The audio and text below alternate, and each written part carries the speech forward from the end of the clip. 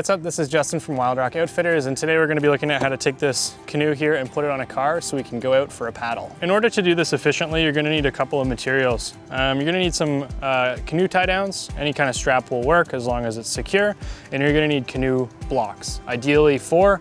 Some people will use pool noodles, but these guys are just a little bit more secure. For the canoe foam, ideally what you're going to want to do is going to take this part here that kind of looks like a little clamp, and just going to stick that on the gunnel in 4 equal spots. So ideally 1 here, 1 on the other side, and then 2 at the back, kind of equal out. So now that our canoe's on our roof, what we're going to do is we're going to strap it down using these tie downs here. And there's a couple different methods you can use. If you have a roof rack, definitely use the roof rack. If you do not have a roof rack and it's just a bare roof, you're going to open your doors just like this, and you're going to tie all the way through your car. Since I have factory rails, we're going to use those instead, just because they're a little bit more secure and way more convenient. Step 1, you're just going to want to grab the metal part here and the loose bit here and throw the loose part well over your car, kind of leaving the metal part just right there.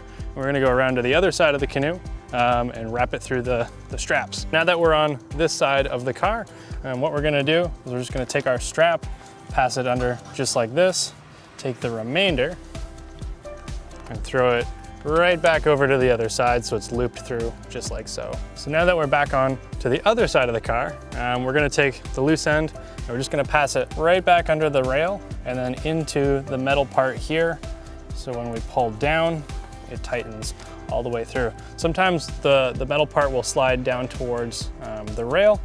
Usually what I'll end up doing is just sliding it up and then pulling it down from there.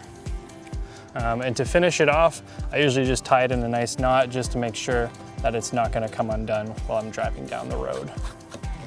Just like that. So with our other strap, we're just going to do the exact same thing we did on the front, just closer to the back. An easy kind of guide is to go where your foam blocks are, just to kind of make sure everything's balanced. So we're going to take the metal part, hold it, and throw the loose end over just like so, leaving it just right there.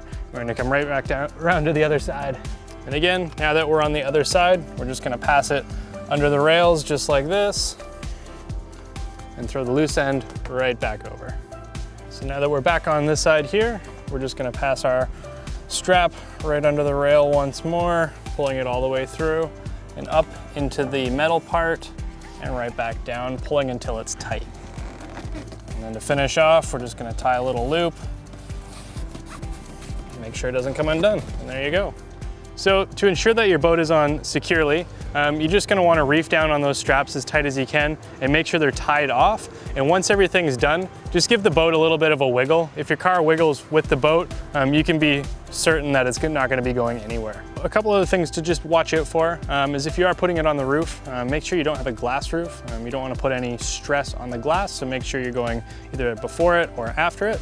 And if you're going on the 400 series highways, I would definitely recommend tying down the front and the back just to be extra safe. But yeah, that's how you tie a canoe onto the roof. And if you guys have any other questions, feel free to stop by the store and we're happy to help.